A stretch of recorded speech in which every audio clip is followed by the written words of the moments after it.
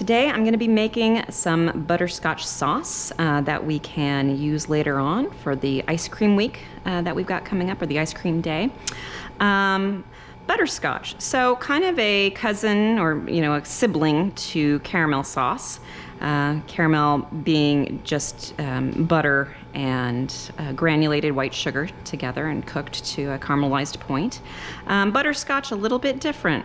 What makes it different? Well, the big two things really are more addition of salt, a little less cream than you would use in caramel sauce, and most importantly, molasses. To make butterscotch sauce, often you'll find recipes that have you using brown sugar instead, and that works fine. Brown sugar is simply white granulated sugar with the molasses left in it, but we're going to go ahead and just use the molasses here today.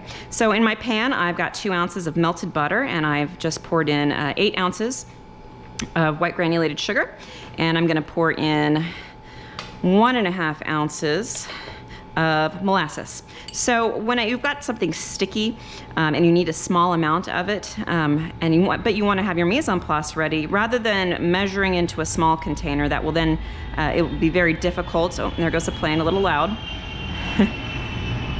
Okay, it'll be a little bit difficult to get that small amount out of that little container if you put it in a little container like this. So go ahead and pour it in directly. Don't forget to tar your scale, and I'm just gonna do 1.5 ounces. Slowly so I don't overdo it.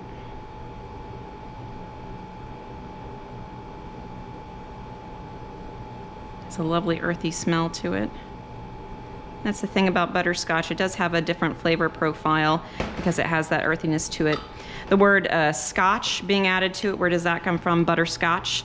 There's a lot of debate as to where that comes from. Some people think it maybe originated in Scotland. It was a candy that originated in Scotland.